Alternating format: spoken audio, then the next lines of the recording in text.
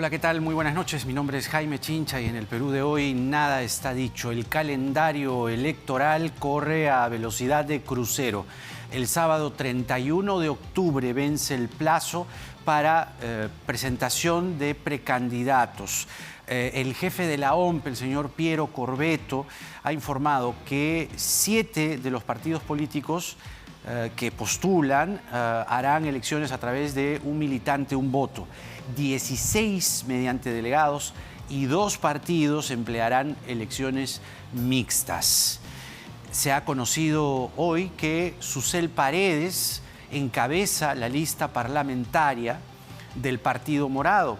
Cuando se supo días atrás, o por lo menos ese era el suelto, de hecho la propia Susel en este programa lo dijo, que ella sería o formaría parte de la plancha presidencial. Eso finalmente no sucedió. Susel Paredes va a estar con nosotros esta noche. De hecho, ya está con nosotros. Susel, ¿cómo estás? Muy buenas noches. Bienvenida al programa. Gracias, Jaime. Estoy contenta porque ya empieza la carrera. Competencia, empieza la carrera. Ya ayer firmé la inscripción en la lista que encabeza Julio Guzmán y el 29 de noviembre la militancia morada decidirá cuál de las 3 listas será la elegida para postular en las elecciones generales del 21. Ciertamente eso es materia de la entrevista, pero quería comenzar preguntándote por qué no la plancha. Recuerdo que en este programa dijiste que sí estarías en ella. ¿Qué pasó? Claro, el objetivo de Fuerza Ciudadana, el partido al que pertenezco y que he hecho un acuerdo político con el Partido Morado,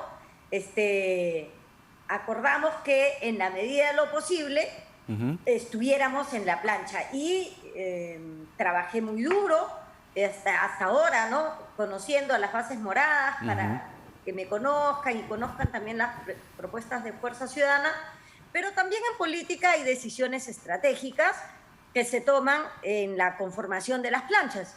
Entonces, yo voy a liderar la lista parlamentaria.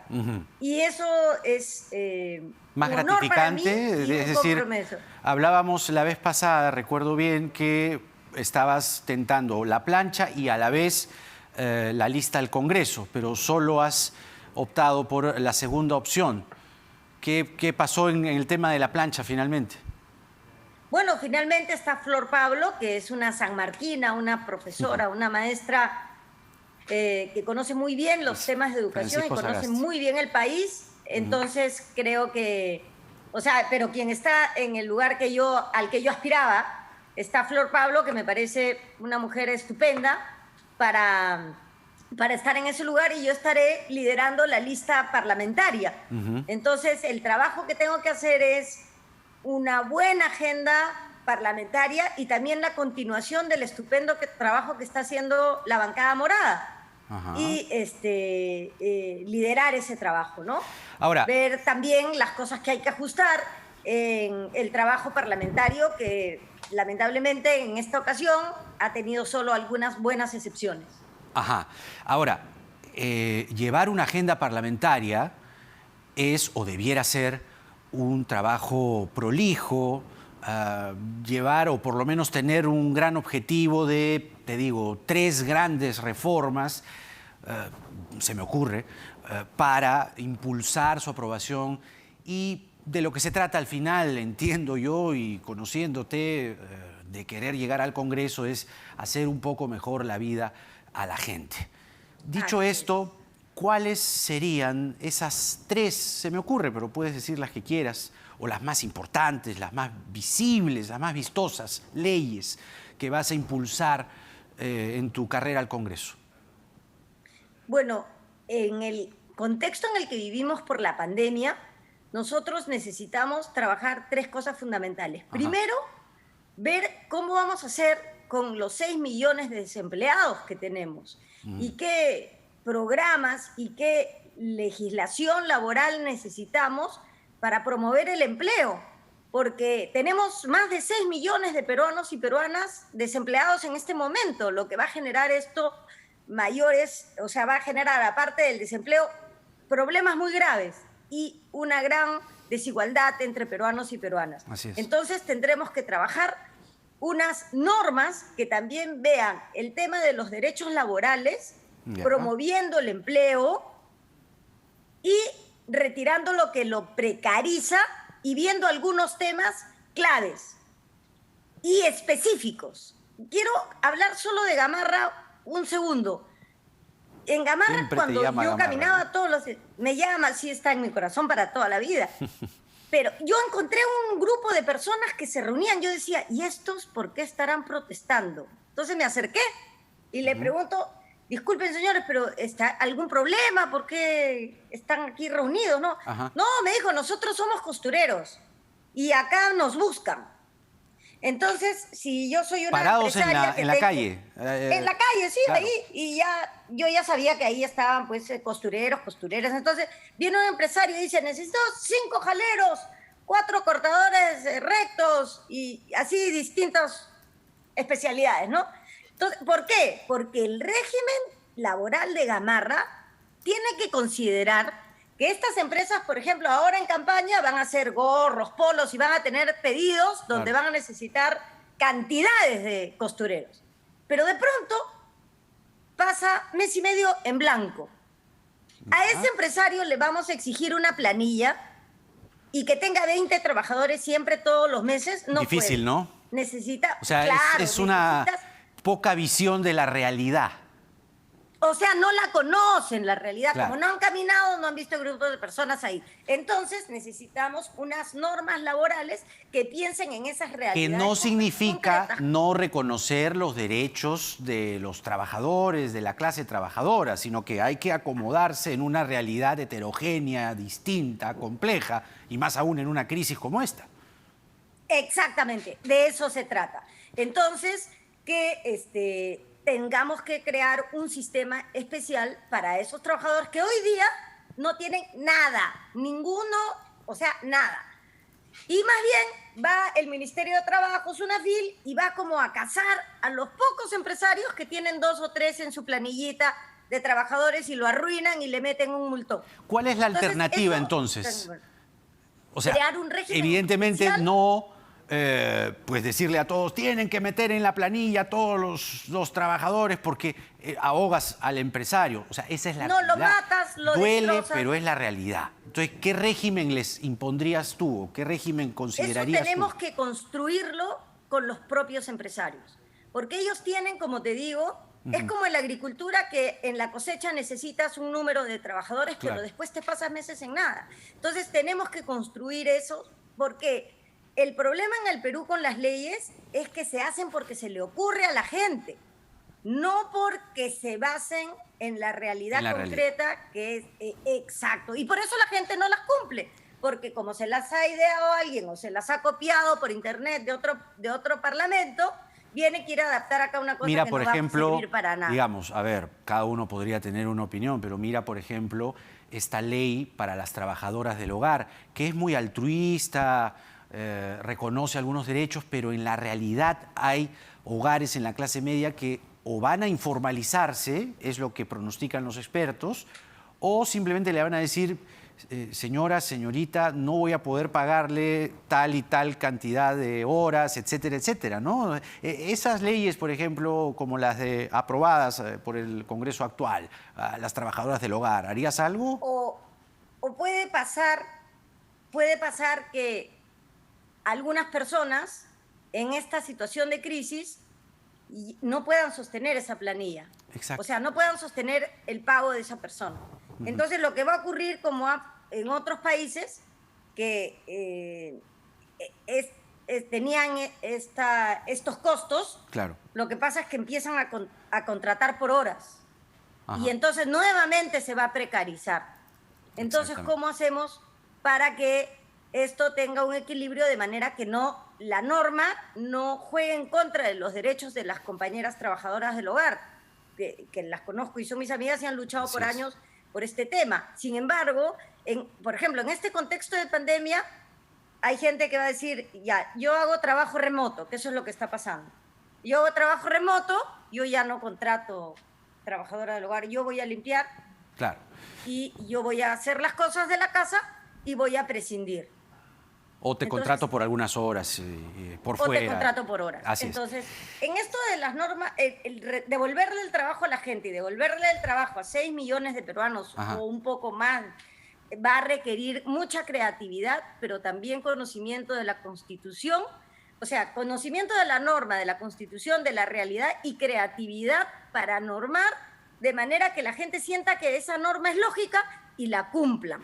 Ahora, una consulta, Susel, ya que mencionabas Gamarra, que siempre la recuerdas con mucho cariño y nostalgia, y dice bien, además de la conexión que hiciste con los empresarios, los microempresarios de la zona, del llamado emporio comercial, hay gente que ha criticado duramente a George Forsyth porque dejó la victoria, porque se eligió para alcalde, pero finalmente su objetivo, si uno mira la cronología, no era necesariamente la victoria, sino la presidencia de la República. ¿Cuál es tu opinión sobre ese salto que quiere dar Forsyth? Bueno, primero lo que está en su cabeza y en su corazón solamente lo conoce él. Pero ¿tú cómo lo ves desde fuera? Yo lo que veo desde fuera, bueno, que tiene unas aspiraciones legítimas, solo que hay una tarea que no está concluida, ¿no? Pero él tiene el derecho constitucional a postular y tiene el derecho constitucional a participar en política. Entonces, yo creo que va a ejercer ese derecho y serán sus electores y los vecinos de La Victoria quienes dirán si esto está bien o esto no está bien. Porque el puesto de alcalde, al puesto de alcalde puedes renunciar. Al puesto de congresista, al cargo de congresista no puedes renunciar. Entonces el alcalde tiene la oportunidad de postular a otros cargos. Pero tú crees, como dicen algunos, que usó la plataforma, el escaparate de la Municipalidad de La Victoria para dar este salto, es decir, transitó por La Victoria solo para este otro objetivo? No te podría contestar esa pregunta, pero lo que sí es cierto en un estudio que ha hecho una plataforma, no quiero decir el nombre porque no me acuerdo exactamente, es que fue la autoridad con mayor exposición mediática en el país. Creo que dos apariciones diarias en todo lo que va de su mandato.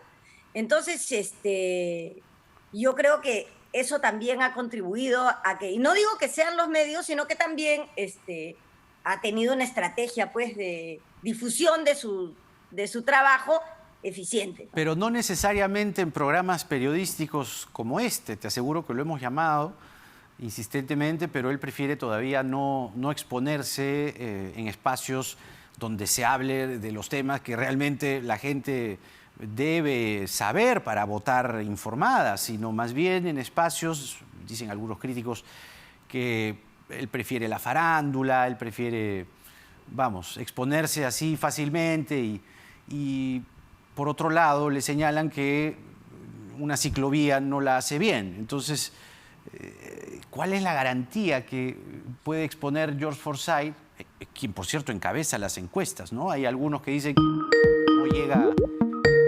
A ver, cuélgale el Skype, pues no seas mala, Susel. ¿Ya estamos? Ahora sí. ¿Quién te está llamando? Sí. Era Forsyth, no seguro. No sé, pero puede ser, ¿no? Que me haya mandado a llamar. Pero, pero entendiste la pregunta. Sí, entendí. El pueblo de La Victoria va a evaluar y en su voto lo encontraremos, ¿no? O sea, cuando salga el flash y veamos dónde han votado más por qué candidato, vamos a ver para que otros alcaldes o alcaldesas que hagan esto mismo, de dejar una tarea inconclusa, vamos a ver si el pueblo lo va a evaluar como algo positivo o negativo. En mi opinión, así como los congresistas no pueden renunciar, y hay varios que han querido renunciar por distintas razones, yo creo que los alcaldes tampoco debieran poder renunciar. Llegaste claro. Y te quedas hasta el final. Esa, por ejemplo, es una reforma que podríamos hacer. Solo sales si el pueblo te vota. Te revoca. O sea, si te revoca. Así. Mira, pero si no, vas a proponer eso, que los alcaldes se quedan los 4 años. debieran quedarse, así como los congresistas tienen que quedarse los 5 años de todas maneras. Toda autoridad que ha sido elegida por el pueblo debe honrar el voto por el pueblo, cumpliendo el periodo para el que fue elegido. Y ya hay ejemplos, o sea, los congresistas no pueden renunciar. Claro, claro. Bueno, esa propuesta no está nada mal en el contexto, por cierto, de la postulación de George Forsyth, aunque él lo está haciendo es ahora tranquilamente, constitucionalmente, ¿no? Y la ley se lo permite. Claro. Entonces, hay quienes se preguntan durante el día si es que estás en esta agenda parlamentaria considerando la posibilidad de llevar una propuesta de matrimonio igualitario. Sí, claro. De hecho, la bancada morada ya lo tenía incluido en su programa. O sea, no es que yo lo voy a introducir. Ya, si tú entras a la página web del Partido Morado, está el matrimonio igualitario, ¿no? Ya. Sí. ¿Lo vas a impulsar tú? También, sí, claro. Y también, por supuesto, respecto a la salud, hemos encontrado que el sistema de salud en el Perú es un conjunto de islas desconectadas que no son eficientes en el caso de emergencias o de la pandemia como la que hemos vivido. Tenemos la sanidad de las Fuerzas Armadas y Policiales, salud, el Ministerio de Salud, el sector privado. Entonces necesitamos por lo menos que lo que pertenezca al Estado tenga un sistema único, coordinado, que no compita entre sí y que pueda colaborar entre sí con todos los hospitales. Claro. Eso es indispensable poder hacerlo desde ya. Uno cuando va a llegar a un puesto, me pasa a mí a cualquier puesto, ¿no? Lo evalúas antes, ¿no? Vas viendo, vas marcando algunas cosas, cuál es la dinámica. Yo te quería preguntar, si hoy estuvieses en el Congreso, entiendo que estás siguiendo las noticias del Congreso, ¿cuál sería tu posición respecto a la situación que lo enfrenta al Poder Ejecutivo, al presidente de la República, quien, por cierto, este último insiste en que hay grupos dentro del Congreso que buscan, además de vacarlo, postergar las elecciones? ¿Realmente crees en esa afirmación? ¿Tiene algún sustento? ¿Se lo has encontrado? Mira, yo, para empezar, creo que la República se sustenta sobre la independencia de poderes, pero la independencia de poderes no puede convertirse en una guerra de poderes donde para controlar tu situación y proteger y controlar tus propios errores, ataques al otro. Porque así no gana nadie en el Perú. Entonces, yo creo que si el presidente ha cometido delitos, las elecciones deben producirse el 11 de abril de todas maneras y que el 29 de julio, si el Ministerio Público lo indica o los jueces lo indican, que lo detengan inmediatamente. Pero este enfrentamiento entre el Poder Ejecutivo y el Poder Legislativo tiene que detenerse por el bien del país. Y yo creo que los congresistas también tienen que pensar más allá de su propia silla, porque están pensando en su silla. Y yo creo que si es que tienen amor por el país, lo que tienen que hacer es un acto que demuestre que van a entablar puentes con el Poder Ejecutivo, dejar de pelear. Faltan 5 meses y medio para que se produzcan las elecciones y entregar el poder el 28 de julio y al día siguiente, como corresponda, que se sancione, se meta preso, se detenga a quien tenga que detenerse. Claro. Además, el Partido Morado está proponiendo una norma que garantice que todos los presidentes se queden en el país y no puedan salir del país durante 6 meses una vez que han terminado su mandato. Hablando de sillas, esto de las precandidaturas parece ser un juego de las sillas. Y entre las precandidaturas en el Partido Morado está Carolina Lizárraga. ¿Tiene alguna opción? Ella además lanzó un mensaje cual dardo venenoso, ¿no?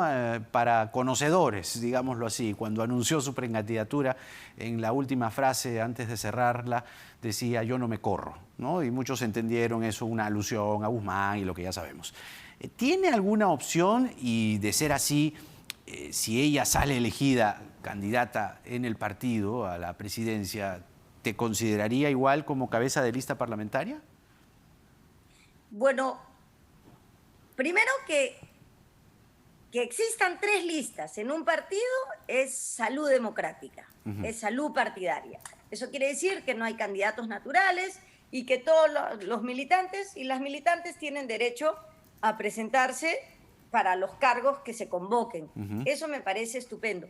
Sobre lo que la señora Carolina Lizárraga, la señora congresista Carolina Lizárraga, ha dicho en su mensaje, lo que yo puedo interpretar es que ella quiere ser presidenta, está postulando en las internas y lo cierto es que yo voy en la lista que propone Julio Guzmán, no en la de la militante Carolina Lizárraga. O sea, si sale Lizárraga, ya tú no estás en el yo no estaría, bolo. y siempre la voluntad en este caso de la militancia, será la que se tiene que respetar, ¿no? Muy bien. Pero yo creo que le hace muy bien a los partidos eliminar las candidaturas naturales,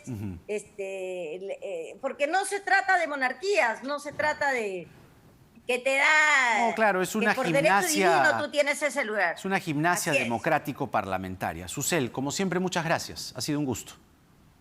Gracias a ti, Jaime. La mejor de las suertes. Nos estamos hablando. Gracias. Hasta la próxima. Susel Paredes va como cabeza de lista parlamentaria del Partido Morado, pero ya lo dijo, si es que Julio Guzmán es elegido como el candidato presidencial.